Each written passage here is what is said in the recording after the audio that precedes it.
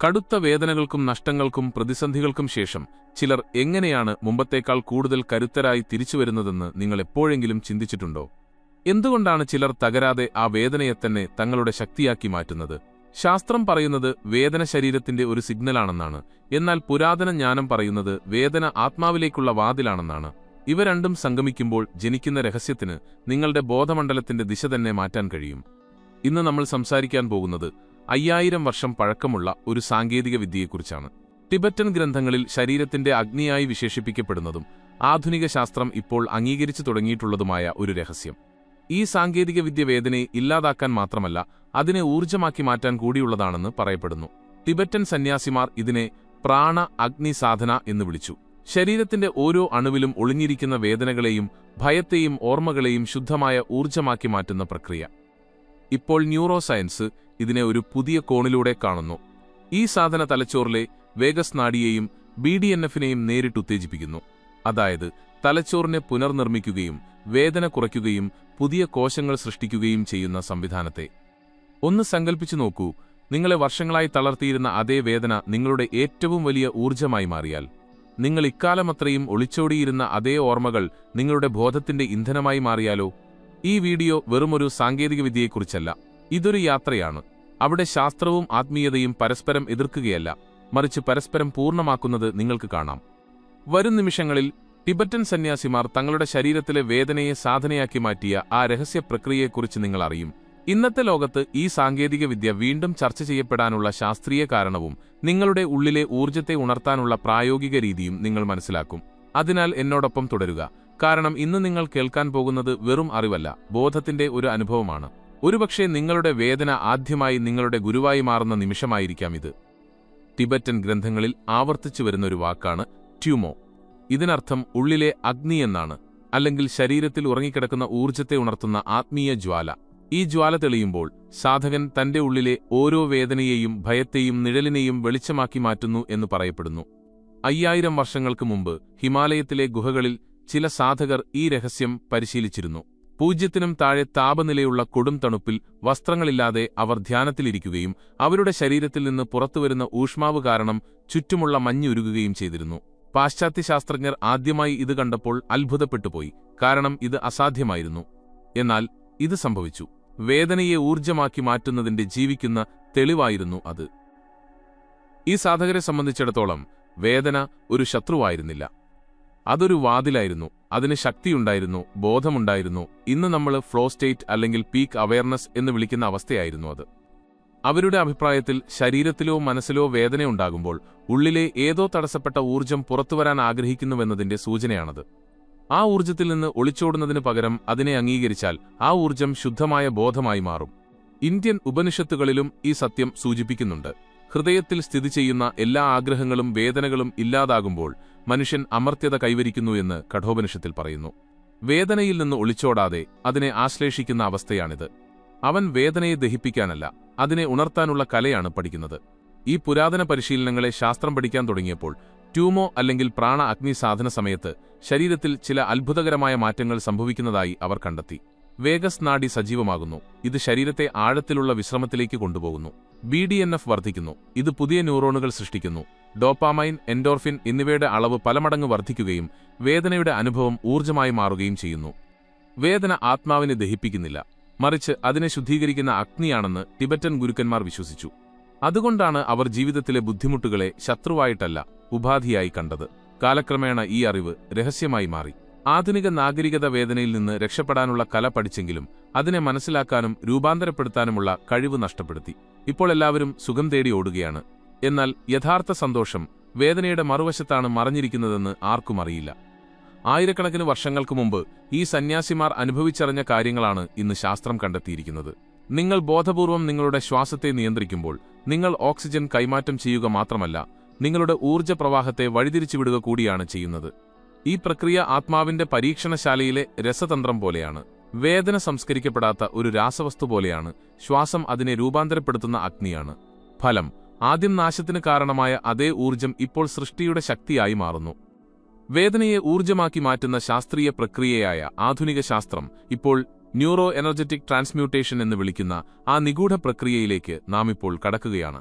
ഓരോ മനുഷ്യന്റെ ഉള്ളിലും നമുക്ക് കാണാൻ കഴിയുന്ന ഒരു ദൃശ്യശരീരവും ഊർജ്ജം നിറഞ്ഞ ഒരു അദൃശ്യ ശരീരവുമുണ്ട്.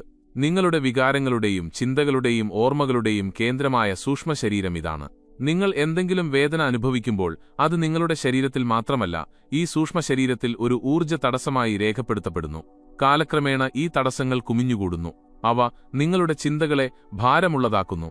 നിങ്ങളുടെ ഉറക്കം, നിങ്ങളുടെ ഏകാഗ്രത, നിങ്ങളുടെ ആത്മാവിന്റെ തിളക്കം പോലും അവ മങ്ങലേൽപ്പിക്കുന്നു. ദുഃഖവും സമ്മർദ്ദവും ജീവിതത്തിലെ ക്ഷീണവും ജനിക്കുന്ന മറഞ്ഞിരിക്കുന്ന വേര് ഇതാണ്. ഈ പുരാതന രഹസ്യത്തിന്റെ ശാസ്ത്രം ഇപ്പോൾ മനസ്സിലാക്കുക. നിങ്ങൾ വേദനയെ അടിച്ചമർത്തുമ്പോൾ ആ തടസ്സം കൂടുതൽ ആഴത്തിലാകുന്നു. എന്നാൽ നിങ്ങൾ വേദനയെ കാണുകയും അത് അനുഭവിക്കുകയും ശ്വാസത്തോടൊപ്പം പ്രവഹിക്കാൻ അനുവദിക്കുകയും ചെയ്യുമ്പോൾ ആ ഊർജ്ജം സ്വതന്ത്രമാകുന്നു. ഇതാണ് 5000 വർഷം പഴക്കമുള്ള ഈ സാങ്കേതികവിദ്യയുടെ സാരം. വേദനയെ അടിച്ചമർത്തരുത്, അതിനെ രൂപാന്തരപ്പെടുത്തുക. ടിബറ്റൻ സന്യാസിമാർ ഈ പ്രക്രിയയെ 3 ഘട്ടങ്ങളായാണ് വിശദീകരിച്ചിരുന്നത്. 1 അംഗീകാരം, 2 ശ്വാസം, 3 രൂപാന്തരം. 1-ാം ഘട്ടം അംഗീകാരം. വൈകാരികമോ ശാരീരികമോ ആയ എന്തെങ്കിലും വേദനയുണ്ടാകുമ്പോൾ മിക്ക ആളുകളും അതിൽ നിന്ന് ഒളിച്ചോടാൻ ശ്രമിക്കുന്നു. ചിലർ ശ്രദ്ധ തിരിക്കുന്നു, ചിലർ മരുന്ന് കഴിക്കുന്നു, ചിലർ പരാതിപ്പെടുന്നു. എന്നാൽ ഗുരുക്കന്മാർ പറയുന്നു, നിങ്ങൾ എന്തിൽ നിന്ന് ഒളിച്ചോടുന്നുവോ അത് നിങ്ങളെ ബന്ധിപ്പിക്കും. അതിനാൽ വിധി പറയാതെ വേദനയെ നോക്കുക എന്നതാണ് ആദ്യപടി. അത് അനുഭവിക്കുക മാത്രം ചെയ്യുക. ഒരു കണ്ണാടി അതിനു മുന്നിലുള്ളതെല്ലാം കാണിക്കുന്നതുപോലെ ആ വേദനയുടെ സാക്ഷിയായി സ്വയം മാറുക. 2-ാം ഘട്ടം ശ്വാസം. നിങ്ങൾ വേദനയെ അംഗീകരിച്ചു കഴിഞ്ഞാൽ ഇപ്പോൾ അതിനിടയിൽ ശ്വാസത്തെ ഒരു പാലമായി ഉപയോഗിക്കുക. പതുക്കെ ദീർഘമായി ശ്വാസമെടുത്ത് ആ ഊർജ്ജത്തെ നിങ്ങളിലൂടെ ഒഴുകാൻ അനുവദിക്കുക.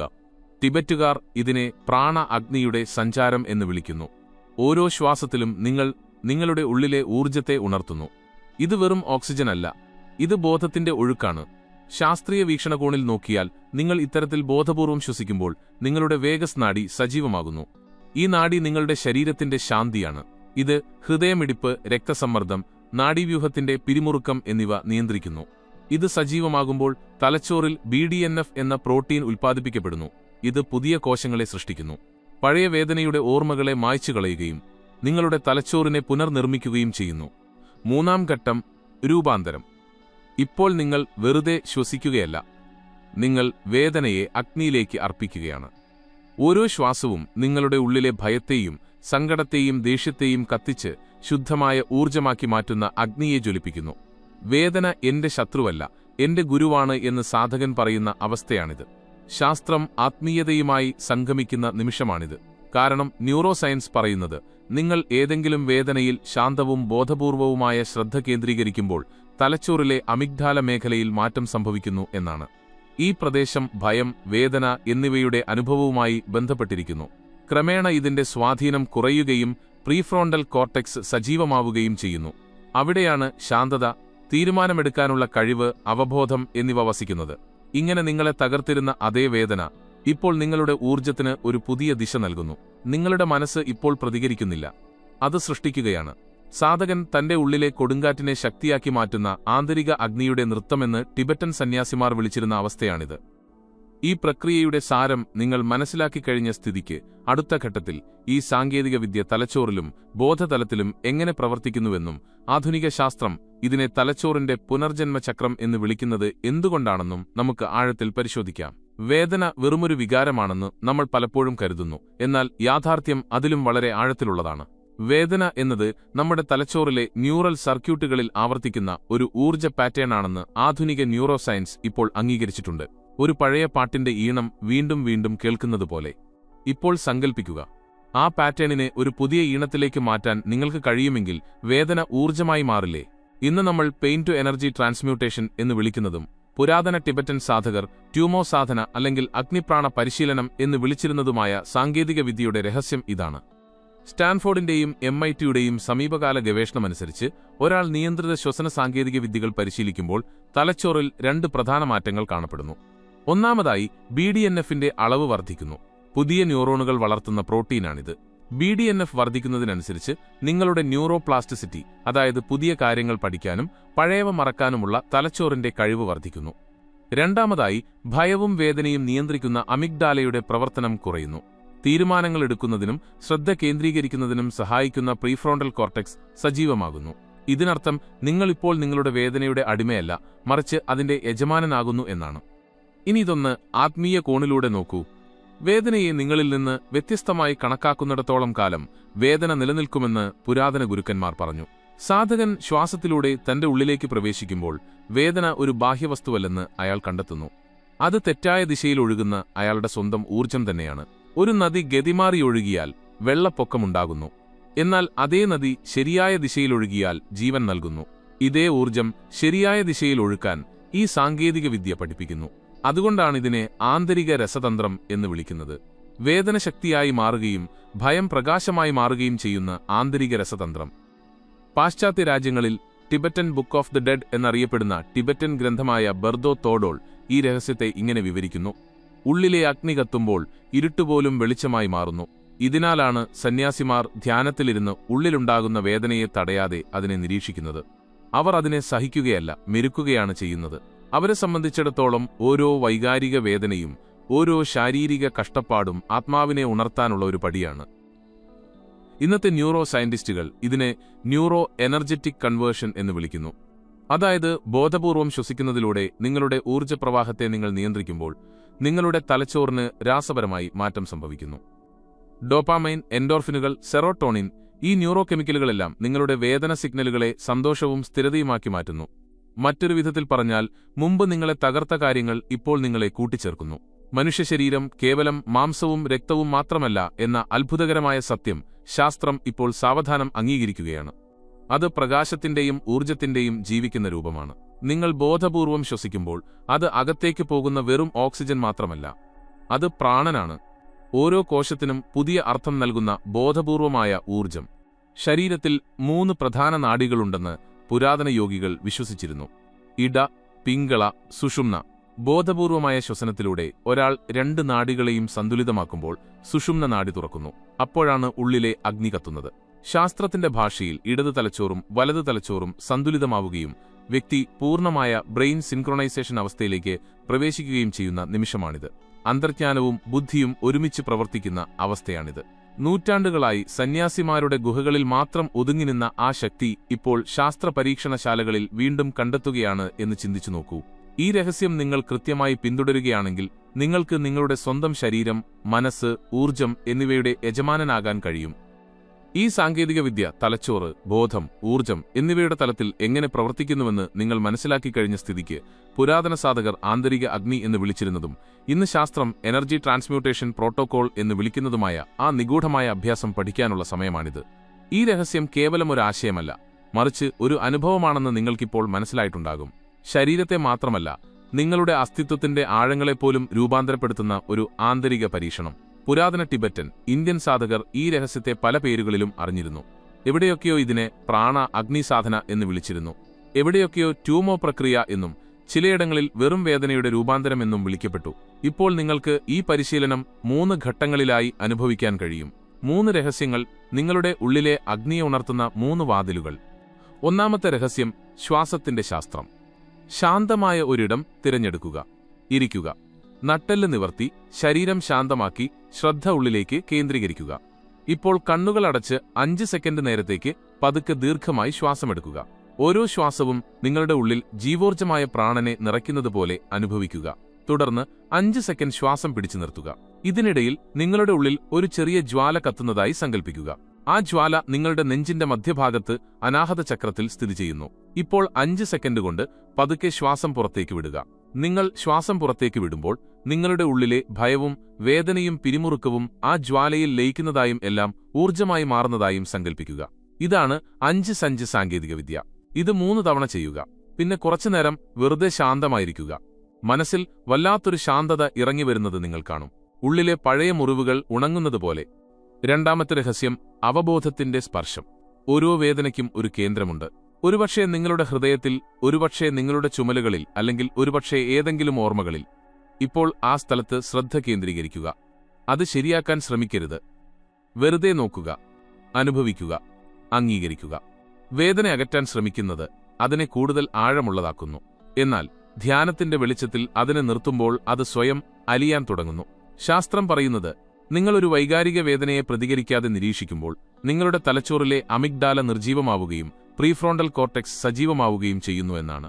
അതായത് നിങ്ങളുടെ തലച്ചോറിനെ ഇപ്പോൾ നിയന്ത്രിക്കുന്നത് ഭയമല്ല, മറിച്ച് ബോധമാണ്.